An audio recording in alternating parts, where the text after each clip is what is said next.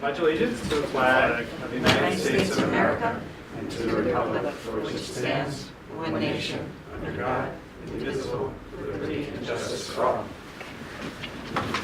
Welcome to the March 26th meeting, and I would just note that we're missing Ira and Robbie tonight, but we have a quorum, so we're all set, we're good. And let's start by asking if there are any comments from the public regarding items that are not on the agenda. Okay, hearing none. I would ask for a motion to adopt the agenda, and it's actually a revised agenda. There are three edits to the agenda, one of which is item 2.4 under executive session, which is district matter transportation. Item 2.5, executive session item, contract matter, individual employment. And then consent item under the business consent agenda, item 8.17, which is approval of mutual release and settlement agreement. So with those changes, do I get a motion? So moved. Second. All in favor? All right. And then I would ask for a motion to approve the consent agenda for personnel item 6, special services item 7, and for business item 8. So moved. Second. All in favor? All right, motion carries. And I would just shout out two donations that we approved in the business consent agenda from Armonk Youth Sports and from Armonk Bobcat Baseball Club, all related to security for the spring break trip. And so we appreciate their support because it's a great opportunity for students, and we couldn't do without them. So we appreciate that. That as a backdrop, I turn it over to Budget Hearing 3. Yes, I will get us started. Welcome to Budget Hearing 3. Welcome to Rob Castagna, our Director of Athletics, and Trish Coyne. I just got a little word jangle. Trish Coyne, our Supervisor of Transportation. On March 5th and March 19th, Kelly and I explained the 2.37 proposed budget-to-budget increase. The distinction between the budget, what the budget entailed, was explained by Kelly, showing that 2.34% of that budget-to-budget increase is contractual, salaries and benefits. It's actually a 0.03% that reflects the increase overall in the budget. Tonight, that distinction is going to be clearly made as Kelly talks about the proposed tax levy in greater detail. Kelly's going to review total revenue, which includes, for people in the public who aren't really sure what our total revenue looks like, property taxes are revenue to a school district, our pilots, state aid, income tax, and fund balance are perceived as our revenue. He's going to go over the tax cap calculation that, for the public's explanation, is what percentage the district can tax at its maximum. Review the tax levy history to see how the history of that tax cap has changed over time, and then start looking at assessed values that were developed by the towns that we use to then look at the tax rates per $1,000 of assessed value. And that really gives each person in each of the different 4 towns that comprise our district an opportunity to see how it affects your taxes based on the assessed value of homes. So recall I stated in our last meeting that the budget-to-budget increase does reflect additions to a lot of security that we have at the school district. An additional SRO, that was a real community push and community support for safety in our schools. We have a security manager who will be starting April 1st. And we also really had to look at our extracurricular events after school and how we are securing those events, not just large athletic events, which is something we had been used to in our budgets before. Just tonight, we will hear more about those budgets as we hear a little bit from Rob.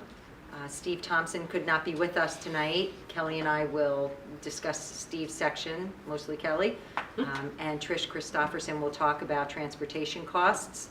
I think that you will find both of those budgets very favorable, and then Kelly, we will release them as they have to be back at, Trish, what time tomorrow, 5:15? And then Kelly will continue tonight with a discussion of revenue.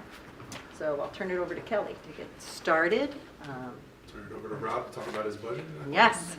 Do you want me to go through the dates first? Oh, yeah, that's great. So Mia accepted her finance advisory position, and then we completely relinquished it from her. She'll never do it again. I finally accepted that I was going to do this every week. Sorry, Rob. So we're at budget hearing 3, where we're going to discuss athletics, operations and maintenance, and transportation. This is also the last opportunity that the public has to give any input. April 9th is budget hearing 4, which is the final proposed budget. April 23rd will be the budget adoption. May 7th is budget hearing 5, which is the final review of the proposed budget. And then May 21st is the vote at Crittenden.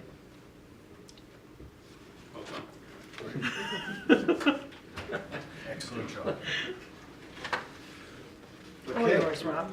Welcome, Rob. Thank you for having me here tonight to talk with you about the proposed 2019-2020 interscholastic athletic budget, which I feel very comfortable with the budget. I'm happy the way that the numbers worked out, and this budget will support all of the programs that we presently have in place.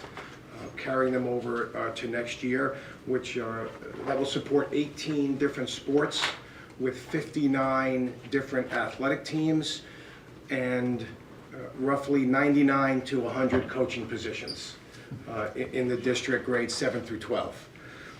The high school participation numbers continue to range between 25 and 40%, and the middle school participation numbers continue to range between 25 to 35%. So is that by grade? Is that like the difference between like the 25 and the 40? The 25 and the 40% is the high school participation. Mhm. Just it's strictly for the junior varsity and the varsity teams at the high school level, and the 25 to 35% is the middle school teams, the participation numbers for those teams at HCC. Robert, the participation numbers because of different seasons, like you might have one season that has a higher participation than. Yes, depending on the season. Range? So, sorry if I didn't clarify No, that. no So worries. the winter season is always our lowest because it's the season where we offer the least number of programs in the winter. In the middle school, is it offered to 6th through 8th or just 7th and 8th grade? 7th and 8th So graders. it's a smaller group of Yes, and that's, children involved. so the offerings at the middle school for 7th and 8th graders, that's a state regulation. 6th graders can only participate in intramural programs which can take place at the school, not for traveling programs. Okay? And, my goal for 2019-20 is to maintain the success that we've had in our programs and to build upon that success, to continue to offer, and I'm really excited about this, and I've got some fun things to report. It's our intramural programs. When I was here last March, I talked about increasing and maintaining the intramural programs that introduce students to different sports. And you may recall that in recent years, we had a decline in field hockey, for example, of one sport at the middle school level. Well, we started doing the clinics last year for the elementary and for students in grades 3 through 8. And the participation numbers were strong. We started it again last Monday, and we have 30 students interested in field hockey. So it's in the younger grades. So we're excited about that. So the intramural programs, I believe they work. I'm happy that we are offering them again, and the response is good. We've offered a similar program for girls golf, and although we're presently a merged program right now for girls golf with Fox Lane, there's an interest there, and I actually have parents calling my office asking for when is the next session for the intramural golf, which we offer that in the fall so that we can prepare the students for the spring. So those are two examples right there that are working. What was the Sorry, Rob, what was the final fate of softball and lacrosse in the middle school? The final fate for this season for softball is that it looks very good. After today, we believe we have 10 students that are interested, and from what I heard today, there's 3 students that are going to sign up by tomorrow. That's enough to run the program. Yeah, so we can. So our coach had a very fun meeting with the girls, and they're enthusiastic to move forward. So I feel good about that. I feel good about the softball program continuing, which is another program that we put some resources to for the intramurals, with the older students working with the elementary students, and that we're finding some success with. So we're happy about that as well with the intramurals. The overall health and safety of our students is primary. That will always be the case, at the forefront of our programs. And, that's where we make sure our resources are there first for safety of the programs and the athletes in those programs. And because athletics, there's high stakes in athletics. There's a lot of movement. There's a lot of, there's risks in athletics as well. And we have to make sure we minimize those risks by the personnel that we have in place and the programs that we have in place. We are continuing our shared services with the town of North Castle. For example, in the early summer, we share the town pool for our swim team. The girls are participating there prior to the season starting, and that has been well received and a cost savings for the district in using the services there. And something that we're trying again this spring in early April will be the boys volleyball program, to offer an intramural program there to see the interest. We tried it last year in the fall season, late fall, and the interest was, it was there, but I didn't feel it was strong enough to really launch a program. So we're trying it again this spring to see what the interest is, if we'll launch a boys volleyball program for next year. Are you going to offer the girls volleyball in spring too?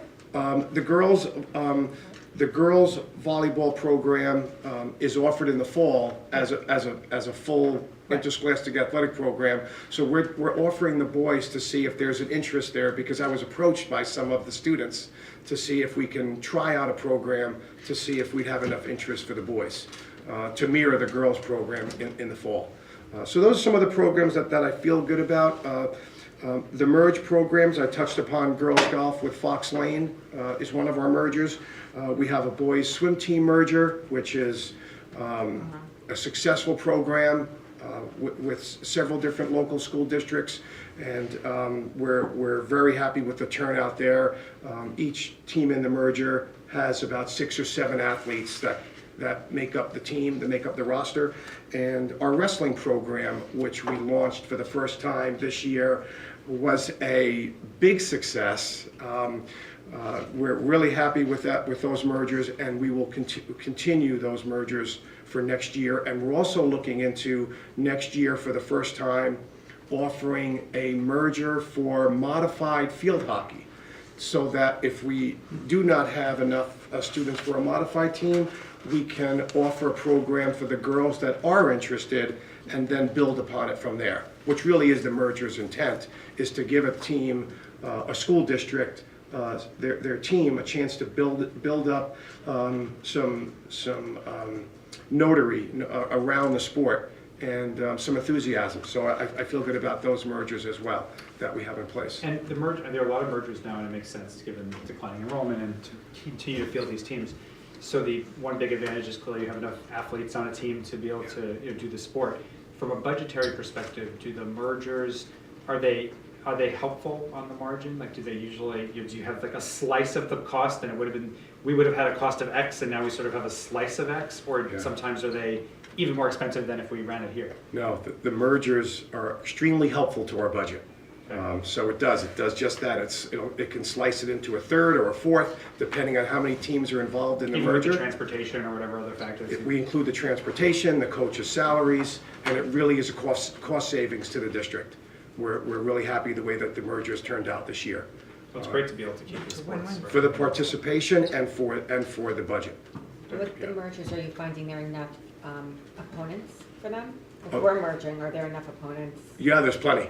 There's plenty. There's no shortage of opponents to compete against when we have a merged team. Yeah, that's the easy part of it. Who gets to keep the trophy? It That rotates. You get a slice of the You trophy. get a slice, you get a picture. the bigger question is, what's the color of the uniform? That's Or the name of the team. Yeah. Yeah, the Bobcats, the Foxcats. So there's Thundercats is Thundercats. the swim team. That's good. We kind of merge it all together, and the kids are great. The students come up with the names, and you know, really the part I love about the mergers, I mean, you know, it's outside the participation, but it's watching students from different communities come together so quickly as one team. And all of the mergers that we have, that happens. So we're fortunate that everybody goes into it with the same mindset, and that's really helpful, and they've been successful. So I hope it stays that way moving forward.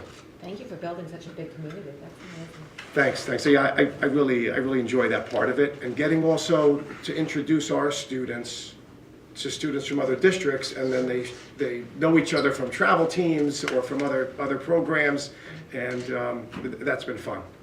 That's been fun. Since you're here, actually, just this isn't directly related to the budget, but it's a good time to ask probably.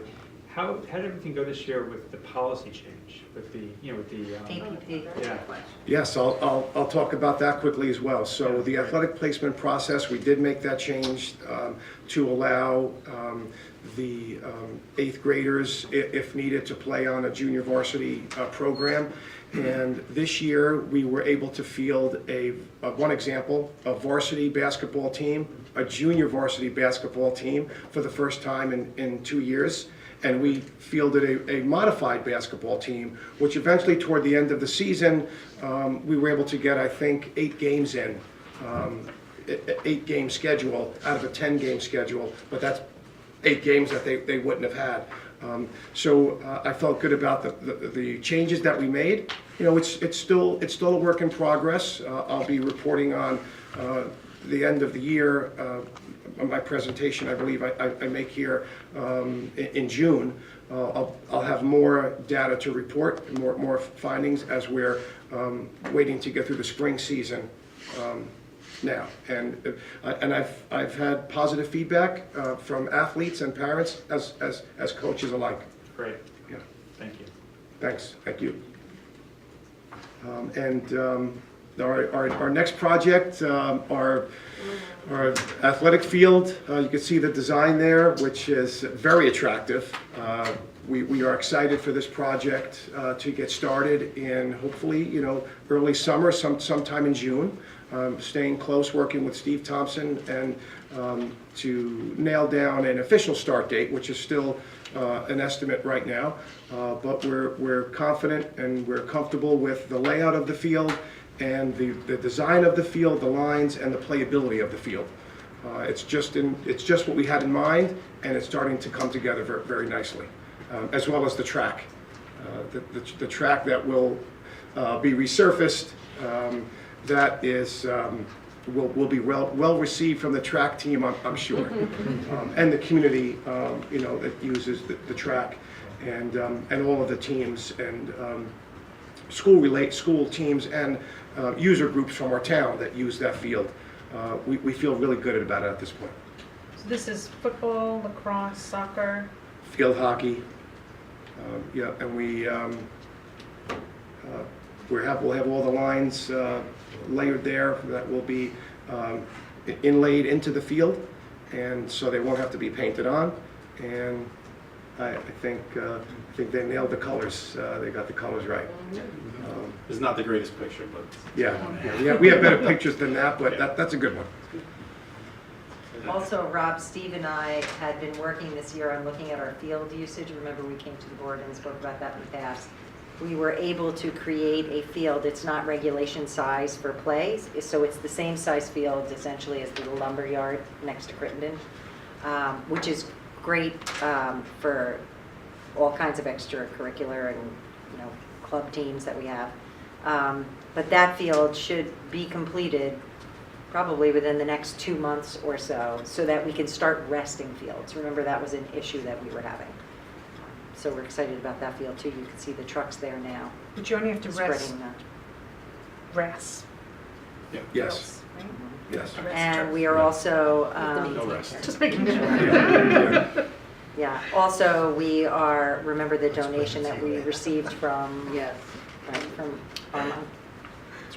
soccer? Yeah. We are going to be turfing sodding. That would have been a terrible error. That would have been a $1.5 million error. We are sodding the field at Wampus. So this spring, that will start happening, and we will be keeping people off of that field for a little bit of time. So we should see some better field. And we're doing a better job, I think, of keeping people off of the field in inclement weather. We Yes. really didn't have a Yes. practice, right? You know, people just came and sloshed around and created mud. And now we shut down those fields for outside users when we have inclement weather. So To really it's all protect our helping. fields Yeah. and to make sure that they're safe to play on. So I've been working closely with Steve Thompson's office to make sure that that's in place whenever we believe that the weather is not going to cooperate or will make our fields unplayable. And we've had success with that, as Jen mentioned. And signage, thank you. I now know where every field is in town. I love those little I signs. like the sign.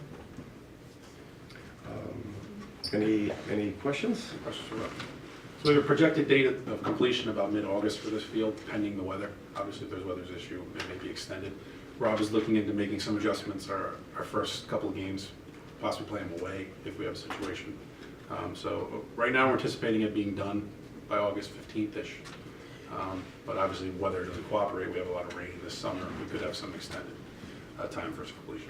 So some of the teams start very early, right? They start before school. They start Yeah. tryouts in August. That doesn't impact that at all. Well, August 19th is when all of our teams will start for junior varsity and varsity. Yeah. August 19th. Oh, it's the same date for all teams? It's same date for all teams this year. Okay. Got it. This year. Yeah. It's actually pushed back a week. Last year, it was a week earlier Right, for some That's sports. what I meant. for some sports. Yeah. So this year, the start date for New York State is the 19th. Got it. So they'll all start on that date. That's an important note for the community. Yes, yes, Yes. So it's an important date. Yes, when you can't have vacation. Exactly. yeah. Well, Thank you, Rob. Your program is incredibly important to all of us, and so it's deep in the fabric of Byron Health, so thank you for all your work. Thank you. Yeah. Thank you. Thank you. So moving on to the operation of the plant, our custodial maintenance staff. The salary increase, that's our custodians and cleaners in our buildings. No increase in equipment. Contractual and other, there's a 10% increase. The large portion of that is our SRO. It's also an increase in natural gas and a little increase for our engineers and architects. We have a lot of projects. In your binder, you'll see the CAP projects. We have a lot of projects coming up that we're going to need a lot of work from architects to get done. So there's an increase there just to cover that additional expense. And then BOCES as well. That's our security manager, Jen spoke about already. That's at $110,000 for operations. Remember that we get back a portion of that because it's aided. In revenue, The ultimately. following year, we get BOCES annually, correct. In terms of maintenance, the first category is our maintenance staff and grounds workers. A decrease in equipment for next year, a $68,000 increase in contractual and other. That's increases based on just maintenance expense on a yearly basis. That's your roof, your boiler, your water treatment, your elevators, your playgrounds. We have a lot of equipment, a lot of nice thing we need to maintain and take care of, so there's an increase there just to maintain that, those buildings and those equipment. So in the future, there's no need to replace them. An increase in materials, supplies, $10,000 increase there, and then the CAP plan, we have a $100,000 increase. If you remember back to my first presentation, or my second presentation, I talked about how we added the window project to the CAP plan next year to be able to team it with the turf field to get some state aid on it. So doing that, we're going to get 10% state aid on our turf field. If we didn't, we wouldn't get any aid on that. Great. So it's actually a benefit to the district. Maybe an additional expense in the CAP plan, but revenue side the following year, we're going to get that aid back. Within the CAP plan, I know it's near and dear to many family and students in and around the AC, the additional adding air conditioning to a number of schools. Can you just talk a little bit? Well, I can. Perfect Sorry. segue. Yeah. Perfect segue. In terms of working on our buildings, Coleman Hill, we're going to finish the AC, installing AC units in our classrooms, so that the entire building will be AC and climate controlled. And that should be before this summer. So we're Yeah. hoping that by this spring, when it starts to get warmer weather, all of those rooms will be air conditioned. Yep. We'll also be doing some work on the roof there, a section of the roof. Wampus will be replacing flooring, new carpeting in the library, and replacing the HVAC unit in the gym. HCC, we're going to, again, be replacing some flooring, and we're converting our lighting to LED. And then at the high school, obviously the turf field, we're going to be doing that. Replacing flooring, we're doing some work in the parking lot, as well as the window replacement, like I spoke about. So busy this summer with projects, but all good things. And about air conditioning in the other schools, we're looking at a 4-year plan to have every school completely air conditioned. Yeah. Starting with Coleman Hill, moving to Wampus, then the high school, and the last place, Crittenden, because it actually has the most air conditioning per square foot, so we had to be fair. That's in your cap plan if you look. Middle school kids don't sweat. Says who? They're the worst sweaters of them all. So any They questions? learned to use deodorant by then. Any questions in regards to operations or maintenance? No, Okay. Well So done. last but not Yes. least, And now, Trish. Okay. Trish. Right there. Hello.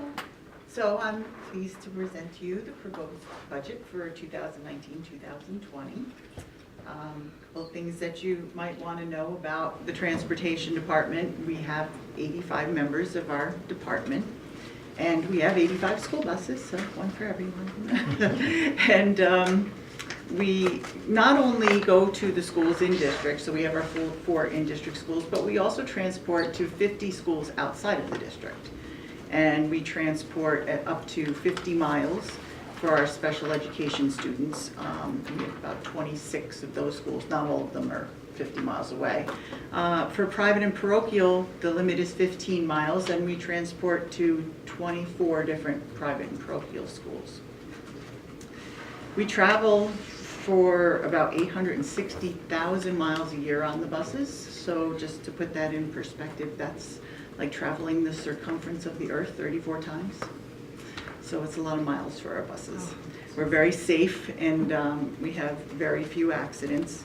We also do about 900 athletic and field trips over the course of the year. So there's an awful lot going on after hours in between, not only just the home to school. We have a lot of other work to do. This year, we focused a lot on security, making sure that our bus lot was fenced in.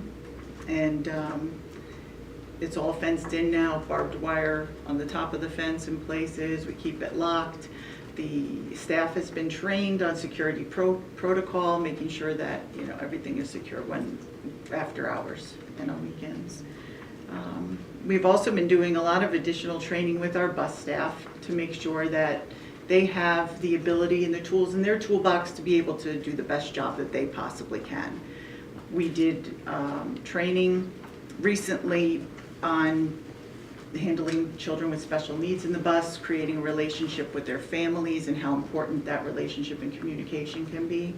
And part of that meeting that we had an autistic adult come in and talk for a few minutes about what it was like for him riding a school bus with autism. And that went over really well. I think that I got a lot of positive feedback from my staff saying how good it was to see like the little ones grown up. And so these students that they're transporting, like who they grow up to be and how they perceive, how this individual perceived his trip on the school bus every day. He loves school buses and was very, very pleased to come and do the presentation for us. And it was great for the staff and very well received. It had a positive impact on them. So we're happy to be able to do that. So as far as the budget goes, this year not much has changed. We are staying pretty much on the same schedule that we have in the past. The only thing we're asking for this year is 3 large buses we need to replace our aging fleet. We've been doing a lot of replacing the smaller buses over the past few years, Now, the older ones are needing some attention, and so we're looking to get 2 of the pusher-style buses, which have the undercarriage. We use those mostly for the athletic trips. They're about $172,000 a piece. And then the conventional style with the front-end engine for about $132,000. So that will increase our regular budget up from $450,000 to about $476,000 for those buses. But pretty much everything else has stayed on par, and I'm happy to say that we only have about a 1% increase, I believe, overall. I can go into more detail. Do you, no other questions? I guess just when you think about over the next few years replacement of buses, what is it similar every year, or are we at the point now where our fleet's pretty young and so it may not be like this every year? Well, of course, the bigger buses are more expensive. And we have been doing a lot with the smaller buses, like I said, but we are behind schedule with replacing the big buses, actually. We're gonna need to focus on that in the coming years, because we do have probably 5 or 6 that are really aged, and we're spending more money to keep them up to par to pass the DOT inspections than maybe we should. But, so it is something that we'll have to look at in the future. That's something we can discuss at the end of the year. If there is some surplus funds, we can talk and discuss maybe we purchase a bus. But let's see where we are. Other questions for Trish? All right, we can move to the Thank you. fun part. No, we of need the to let you presentation. go Oh, first. yes. Oh, yes. We take a 1 second break. Yeah, makes sense. Thanks. Thanks. Thank you. Thank you. Oh, he said he was going. I think you could start. Yeah. Okay. All right. So revenue, there's an expense side and the revenue is what you buy and how you pay for it. So just as a review, here's a breakdown of your component budget, your program, your capital, administrative. Your biggest total percentage is your program. At 70%, capital at 18, and administrative at 11. So revenues. So how does the district pay their bills, essentially? In the districts in this area and outside this area, the majority of it comes from your local taxpayers, your real property tax. That's 88% of your total budget, revenue side. Second portion is 5% state aid. Pilots equate to 3%. Fund balance for another 3%, and then other revenues about 1%.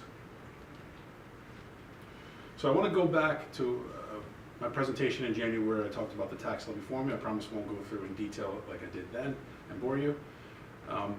But the only change you'll see from reviewing that presentation is the change highlighted is exemptions. Spoke about how we added the window project to get the state aid. That's changed. That's allowed us to increase the exemption amount. So the max, when I spoke about in January, is 1.85%. With the addition of the windows, the maximum we could raise is 2.31%. Okay? Any questions on that? So I just want to go back and I kind of want to review where we are and where we're going in terms of pilots. So next year we have an increase of $71,000 in pilots. That's the first year of the IBM pilot. Going forward after that, it does decrease significantly over the next 3 years, $575,000. You'll notice it from 17-18 to 18-19, a pilot expired, Swiss Re expired that year, so you'll see that big drop there. Just keep that in mind. So revenue side, pilots, the budget side, debt service. So in the 2021 school year, not this budget coming up, the one after that, we're going to have the final payment next year for the bond, the 2005 bond is going to be made. So going forward, we won't have $2.5 million will come off the budget because we will no longer be making that debt service payment in 2021. Now, it's a 1920 budget. Why I say that, it's important to extrapolate the next year in terms of the tax cap formula, because how it's going to work when you take off $2.5 million of your budget, your exemptions for the following year in 2021 is going to reduce significantly. If you look at the slide, the first column you saw already, that's our new next year $2.3 million, 2.31%. So you do that, you push it out another year in terms of the formula, assuming the same growth rate and CPI being 2.2%. That difference in exemptions, meaning your debt service minus your state aid, that's how you get the exemption amount, is going to decrease by that, essentially $2.5 million. So your tax levy for the 2021 school year is going to be a negative tax levy. Now, most people would say that's a big problem. However, remember, you're taking off $2.5 million in debt. So you're pulling $2.5 million from your budget already. Okay, So we got $2.5 million of other expenses and it's a wash before you have to increase the budget. that's it, right. Just a review of the tax levy. The first year of the tax levy formula, 1213. As you can see, going forward for the next 8 years, you've had a decrease below. The top number is the maximum you could have levied. The one below that is what you proposed and it was accepted for all those years. As you can see, this year our max is 2.31%. I'm proposing a 1.94% levy for 1920. It's about a $300,000 decrease from the maximum. And I'm projecting 2021. In the previous slide, it says negative 3.7. Okay, it says 3.8 there because, let me go back. On this one, I was doing it at the max 2.31. But when I do 1.94, it changes the next year. Okay. Because That we're makes not going sense. all the way to the cap this year. Right. Therefore, the next year's a little lower. So I just wanted to point that out because I didn't make an error. Got it. So since the inception of the tax cap, including next year, the district has levied almost less than $1.9 million than they could have. Okay, That's great. which is amazing. I don't know any district that has that number, so it's something we're very proud of. So going forward for next year, in terms It's of great total, unless you have an enrollment boom. Yes. that's Then very it's a true. problem. That's But very true. for right now, it's great. Right. In terms of total revenues, by category, your tax levy being your largest amount, that's going to increase about $1.6 million. It's an increase of 1.94%, tax levy to tax levy. Again, your pilots increased by about $71,000. It's a 2.43% in the pilot section.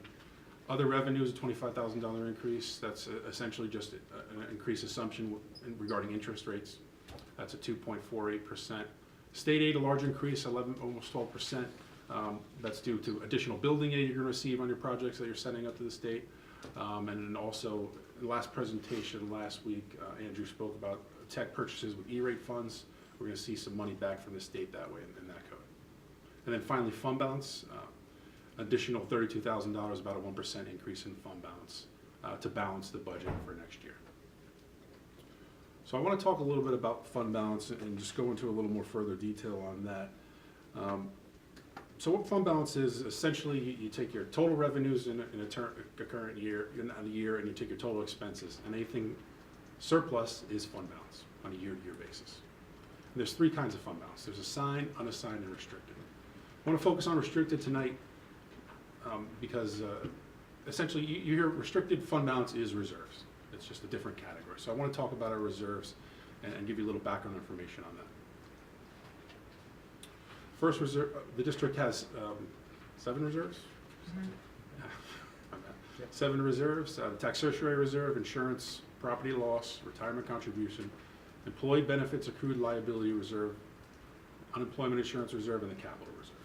So I want to go a little more detail, provide you with the balance, and just explain why it's necessary to have these reserves.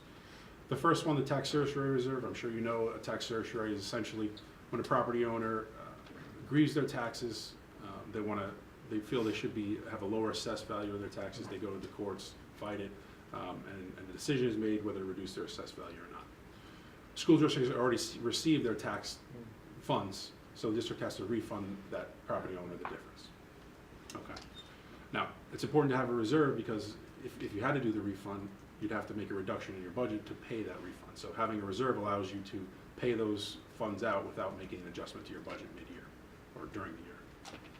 This is reviewed every year by Susan. She prepares it. She gets information from the assessor and prepares these amounts, and it's reallocated every year, depending on what cases are still sitting. Some cases may go back to 2018, still sitting on the books as a pending case.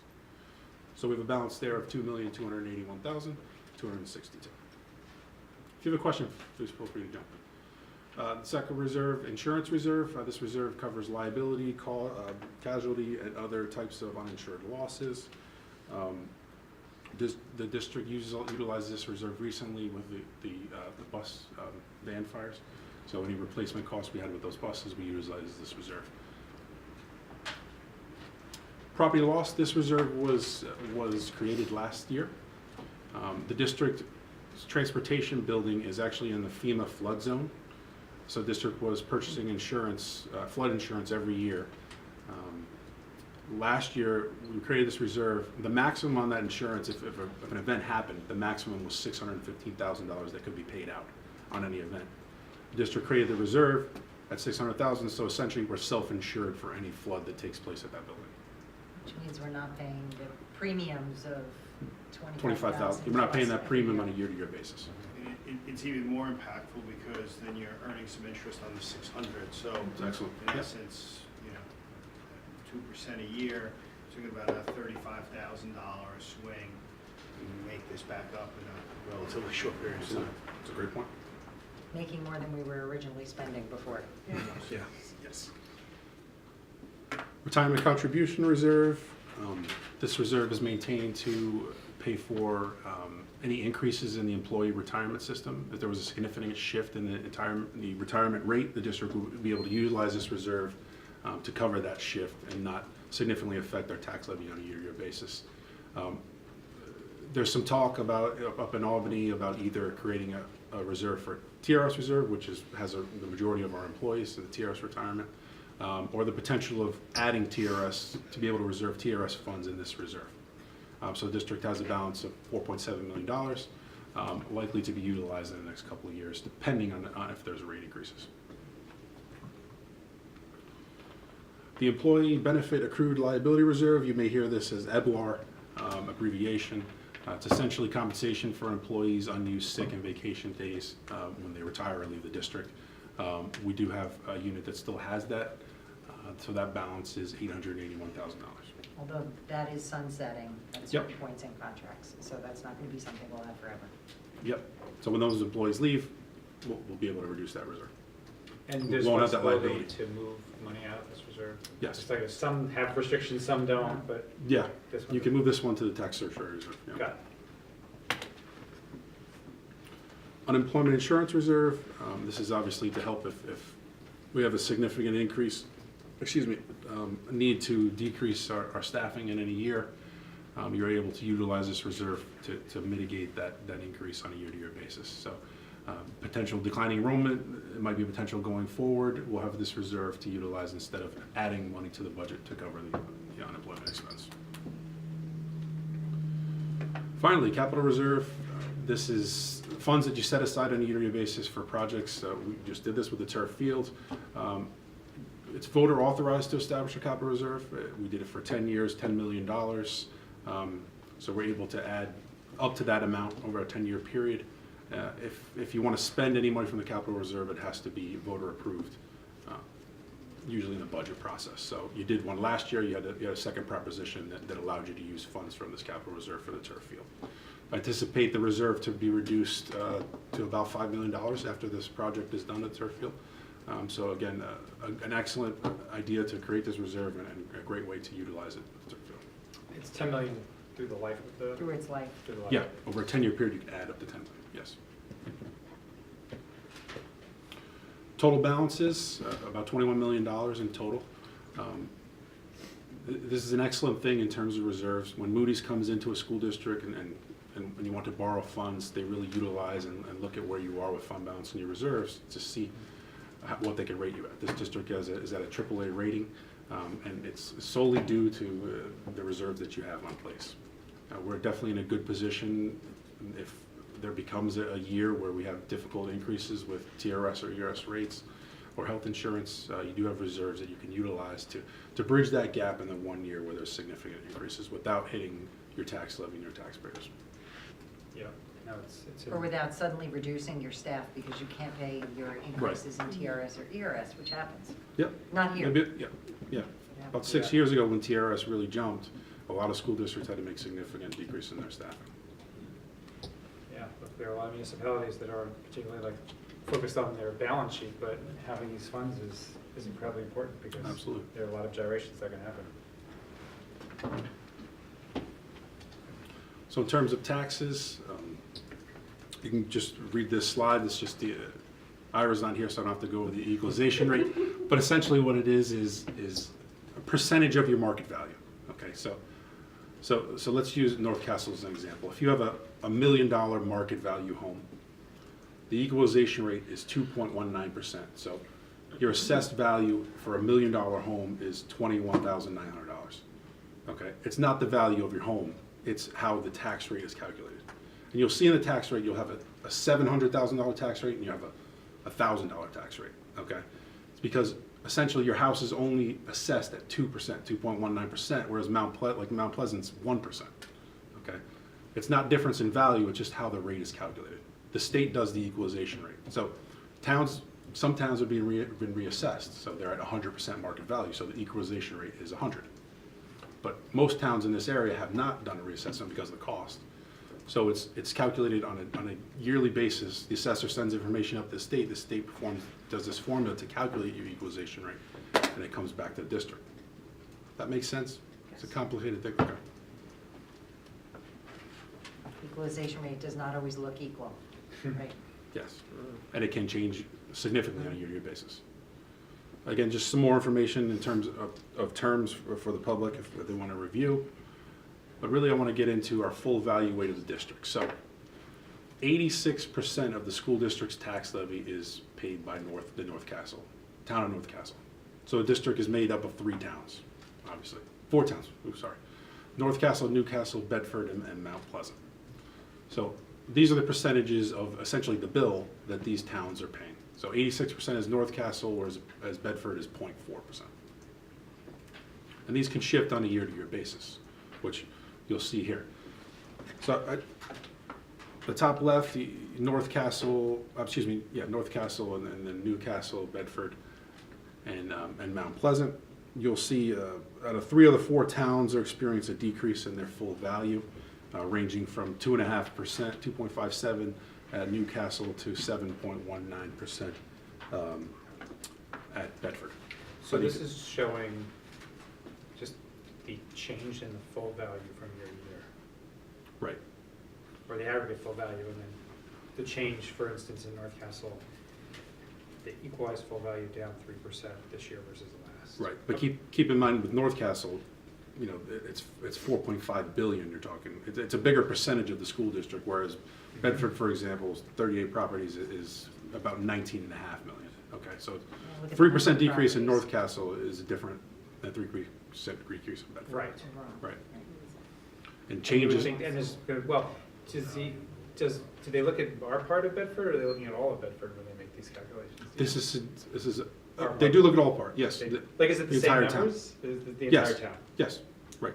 Equalization rate is the same. Say 38 properties. Total properties. Yeah. But 38 properties are in our district. Are in our district. In our district, not. But it's only 38? Yeah. 38 properties Because are. most of the Bedford addresses are Right. North Castle taxpayers. I'm sorry, I should have clarified that, yeah.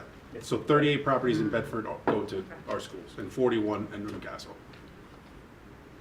The POs versus it's deceiving So- because a lot of people have Bedford addresses. So like for Bedford, for example, if you have one house that has a significant decrease in assessed value, you can completely shift that entire town's Right. portion of the tax rate, because it's such a small portion, whereas North Castle, large amount of properties, a lot of shift in individual homes is not going to affect the rate in total. Okay. Right. In terms of tax rates, projected tax rates for next year, you can see our biggest portion of our taxpayers, 86%. In North Castle, a 1.53% increase on a year-to-year basis. Newcastle, 4.5. Bedford decreasing 1.57, and an increase in Mount Pleasant by 5.4%. I should have noted, Mount Pleasant is the only town that had actually an increase in their full value for next year, a 0.28% increase. So they have an increase in the full value, so they get a larger share, and so it's up 5.4%. Exactly. Okay. Yep, it shifts. So in terms of history, the last 5 years, in terms of the rate, our highest number of residents, North Castle, you'll see an increase, decrease below 1.55% for the last 5 years. An interesting one is Bedford. You'll see in 15-16 they had a 12% increase in the rate. a decrease of 4%, 1% increase, negative 2.5%, and 1.757. That really talks to, like I just said, the small amount of properties and shifts in individual homes can significantly affect that rate in that town for those 38 homes. And I think it's important to note for the community that there's some things within our control, which is obviously our budget. This is not in our control. Excellent point. I In should terms read of the that point. distribution and equalization rates. Right, we don't control the assessed value or changes. That's done by our individual assessors in each town in the state. But the only thing we control is our tax levy. I was not here for this, but the true tax rate, we did have an increase this year. Last year we were at 48%, we were 48 ranked. Now we're 43rd. But essentially that comes down to the changes in assessed value, a full value. When our full value decreases, obviously our rate's going to increase. That makes sense? Yep. Okay. But we are still in a good position. We're 43rd out of 54. That's still a pretty good spot. Where did we move from? I'm sorry? Where did we move from? We were at 40, what did I say, 46? Yeah, 40, I'm sorry, 46. We were 46 last year, we're at 43 this year.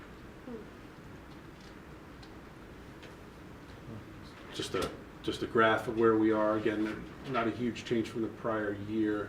We're right in that last quarter of full true tax rate. So in terms of the budget for next year, the proposed tax levy for next year, 1.94%. Approximately $300,000 below our maximum allowable tax levy. A budget-to-budget increase of 2.37% and a total budget of $94,534,535. Ann, you're on. Once again. I'm just We are kidding. at Much more enthusiasm. Budget hearing 3, last opportunity for the public to participate, make comments. April 9th, budget hearing 4 is the final proposed budget. April 23rd is budget adoption. May 7th is budget hearing 5, which is the review of the proposed budget. And May 21st is the budget vote. If anybody has any questions, the public can email me with any questions they have on the budget. I'll be happy to answer. Kelly and I will be out doing the circuit of principals' coffees. This Thursday, I'll start with a working parents committee. I'll do the budget as part of that presentation. Kelly and I will attend all principals' coffees. We'll have a budget information committee meeting. And Kelly is accessible for questions from the public also. Remember, at this point, they are clarification questions and not, requests from the public. Mhm. Great. Your first budget season. Yes, thank you, Yeah. Kelly, great Kelly. job. Thank you. Really. Well done. I have to take a minute and just thank Susan for all the work. I've been putting up with Thank me. you, Susan. Actually, we're gonna ask you, Susan, how's he doing, okay? Yes. Thumbs up, we're gonna give it a thumbs up. Susan gets the award for working with the most assistant superintendents for business in a 3-year period, 3 in a 3-year period. And That's each true. Still year, smiling, that's true, yes. we haven't missed a beat because you're here. So Thank you. Absolutely. we appreciate I you so much, appreciate that. Susan. My pleasure. Anytime, day or night, on a Saturday, it doesn't matter. Susan is there in a minute. So Thank you. we've Thank really you. needed you, though. I appreciate it. Thanks, Jen.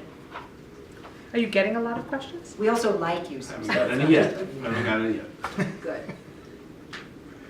We've asked you a lot of questions. Yes, but you're the finance advisor. Yeah, we'll continue. That's the most- that's our That's a job. good thing. That's exactly your role. Great, thank you, Kelly. All right, thank you. All right. On to staff reports. All right, so as I said, we have a working parents meeting sponsored by the PTSA this Thursday night. That is going to be at Hub 21 at Wampus at 7 o'clock. If anybody in the public would like to Well, I'm come. glad you said that. I was going to come here. Oh, very good. So we will have an introduction to the budget. I will be reviewing board goals with the public. We are very cognizant of the goals all the time. It's not something the board develops in October and then doesn't look at for the rest of the year. I do numerous reports throughout the year on our progress on the goals, but it's important to share them with the public. I'll be speaking about security and some of these security enhancements that we have in the district. And then our building principals will be there to talk about building programs, what the experience is like for children in each of the schools, and also what has happened as a result of the Wellness Initiative and the support that we've received from the Byram Hills Education Foundation. Next thing I want to inform the board about is I received a communication from the director for Assemblymember Amy Paulin. Recall that they had hired Baker McKenzie, a firm, as pushing forward the coalition to try to get some answers from the IRS regarding regulations and what those particular regulations mean. There, it is bolded, there is still no timeline for final regulations. They've submitted their comments in October. The IRS, they don't feel, has a strong incentive right now to finalize the regulations quickly. And as a result, taxpayers are not seeing the benefits of an explanation prior to your next 20 days to pay your taxes. They were talking about the process they use to develop the regulations. That is what they're contesting. They were surprised by a level of involvement by senior personnel in the Treasury Department regarding those regulations. That was surprising to them. They want to know what his intent was in creating some of those regulations. So for future plans, they think it's still possible the IRS will issue these final regulations and take our concerns into account. In the event they finalize them, and they're even worse than we originally proposed, they're laying the groundwork right now for pre-enforcement litigation. So it's good to know that they are moving ahead with that. They are also recommending lining up names of plaintiffs for a future suit, and they have they're happy to report the town of Rye and the village of Scarsdale have confirmed that they will be part of that. And obviously we wouldn't, they're looking for villages that have already allowed that charitable contribution, just to talk about the impact it has had on them. So that is my update on that, which is sort of an update, but not really.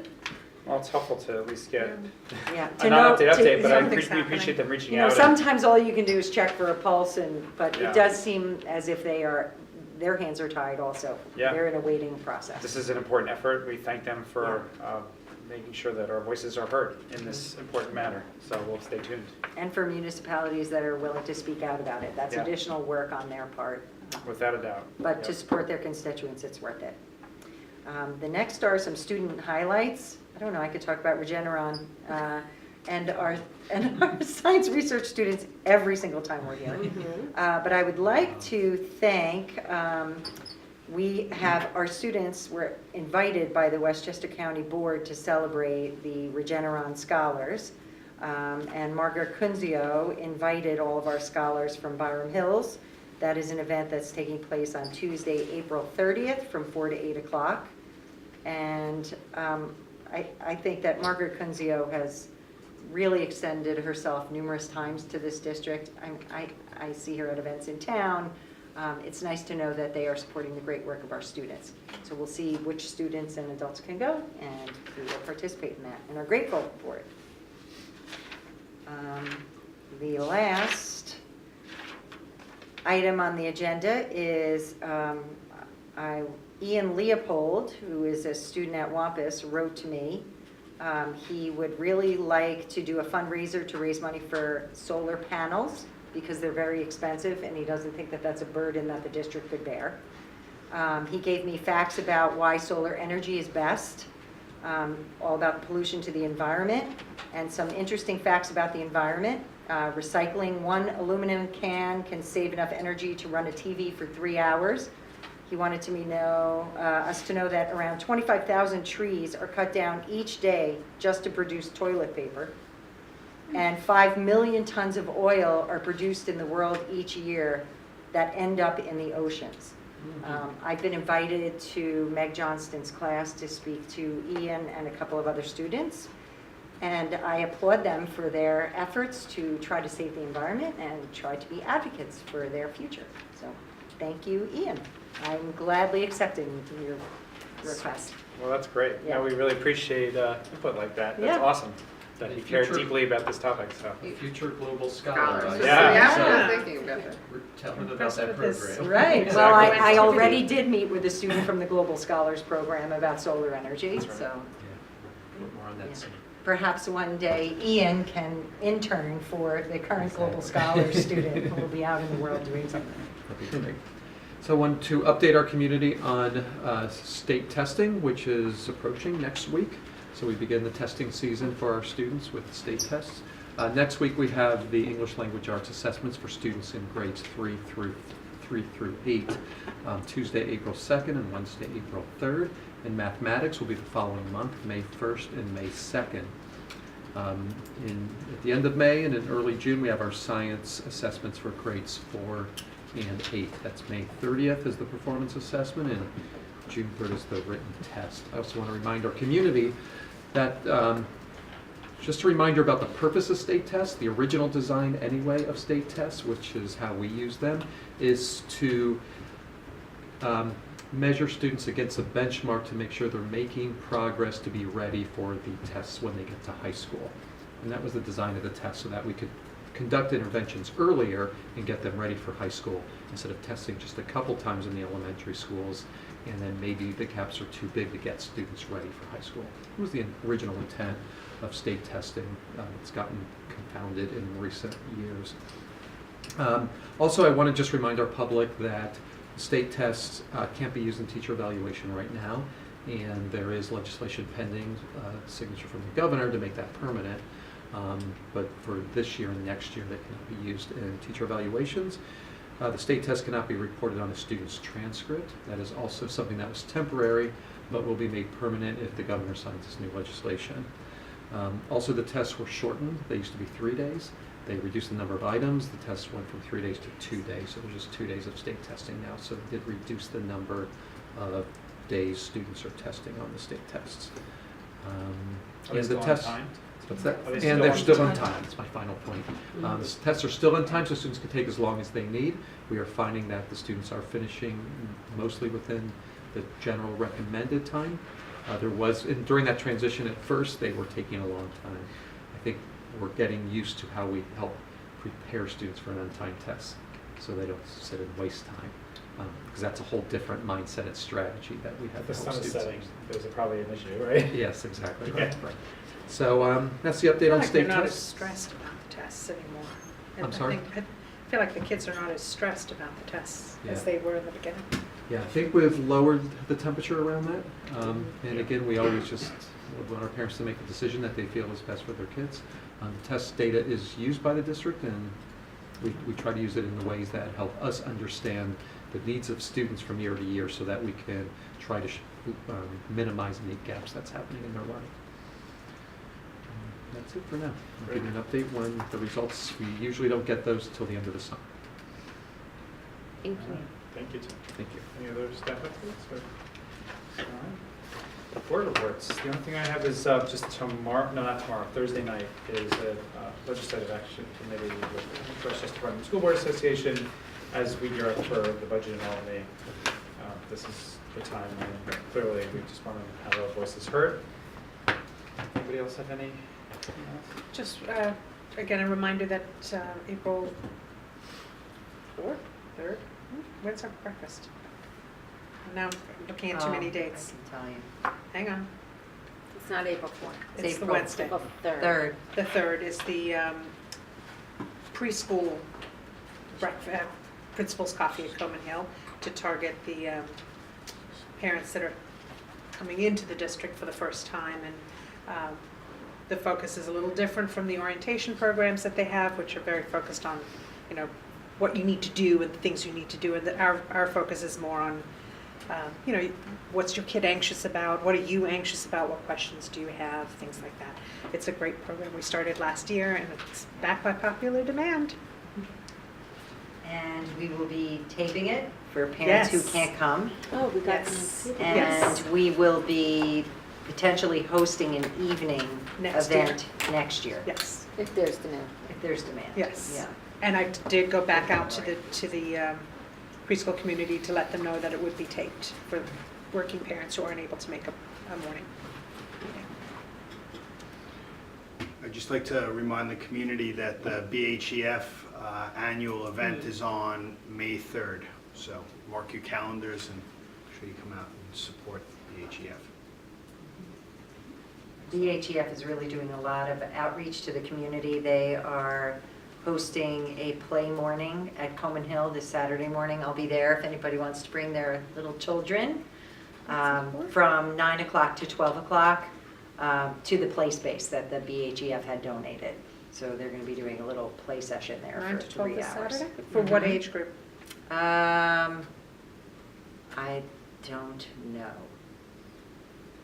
It's I for, don't know. for Common Hill kids or for Yeah, preschool? mostly preschool and Coman Hill. So anybody in the community with preschool and Coman Hill. Yeah. That's great. What were the times again? 9 to 12. Thank you.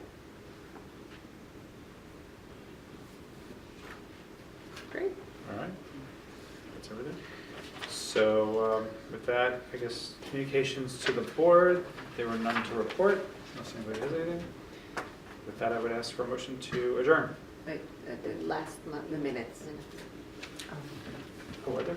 You have to approve. Last month, to approve last month. We're not? Oh, it was only a week. Oh, we don't have minutes? Okay. This is only a week. No minutes. Yeah, Haven't no been minutes. ready. Yep. So motion to adjourn. No worries. Second. All in favor? Sorry. All right. No, that's good. Love to. Good night, thank you. I thought I was.